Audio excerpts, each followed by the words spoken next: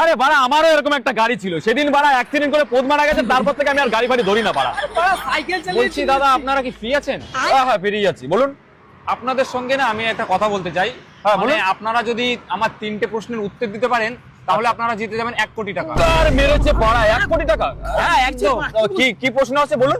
তো আমার প্রথম কোশ্চেন, আচ্ছা 1 + 1 কত হয়? 2 2 2। Good good good.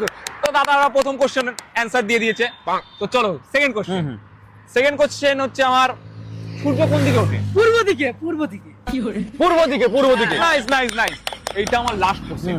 এইটার উত্তর যদি আপনারা দিতে পারেন তাহলে আপনারা জিতে যাবেন পুরো 1 কোটি টাকা। আর মেরেছে বাড়া 1 কোটি গান কিচ্ছে। রেডি রেডি রেডি সবাই রেডি? হ্যাঁ।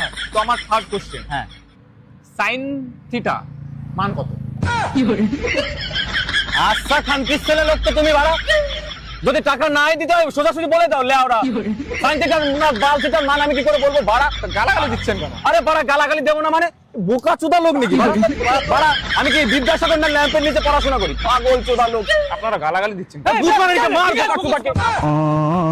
খানকির ছেলে।